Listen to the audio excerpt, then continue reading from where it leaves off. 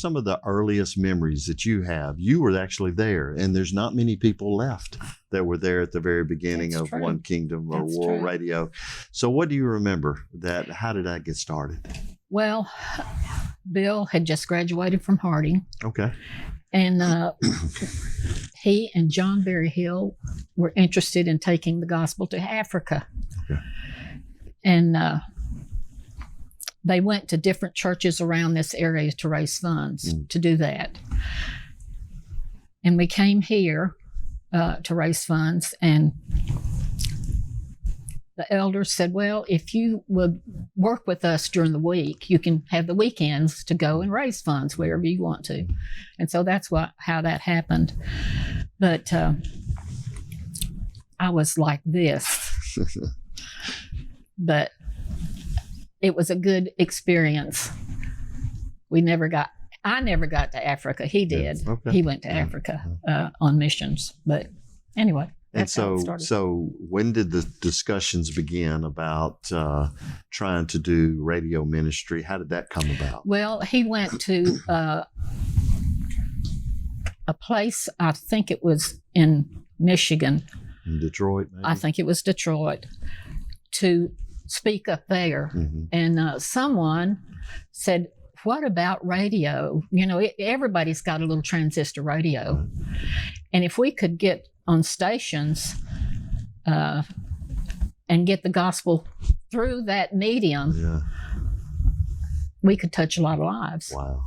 Kim, what do you remember? Do you remember much? You know, I just remember this started when I was but a child. Yeah. I was so young. Yeah. Really, when we moved here, I was only 4 months old. And so that was wow. 1963. Okay. So I was not even aware. I just lived in my own little Kim world while Dad and Mom, and I remember Mother would come and do help. She would volunteer with the One Kingdom letters. And, you know, in those days, you had these big metal plates and this huge machine. And she would go volunteer and do that kind of, and we would have a lady would come sit with us and while Mother helped Dad in that area.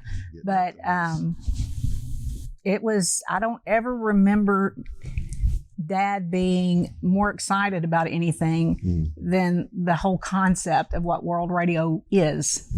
Right. What was it that you saw in your mom and dad that you said, I want that in my life?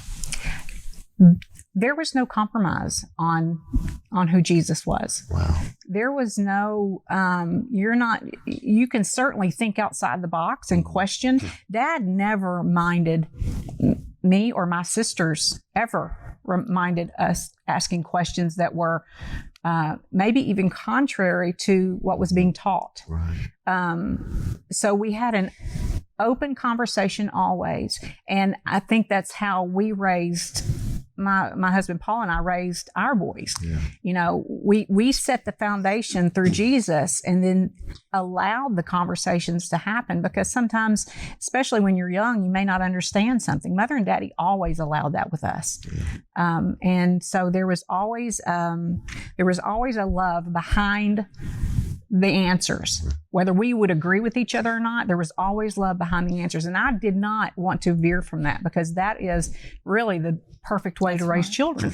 Well, in our world now, unless you have a very firm why, I believe what I believe, you're going to be challenged in ways in this culture.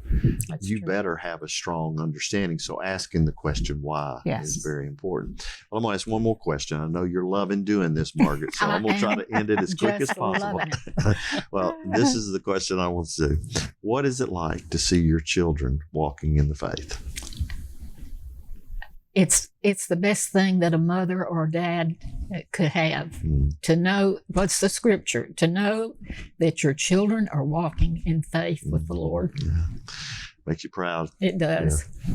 That's great. And I've lost one recently, but she's in heaven. That's right. So we're looking forward to seeing her. That's right. Right around the corner. Well, I appreciate you coming to do this. I know it was a little bit inconvenience, but thank you, and we love you. Thank you for having us.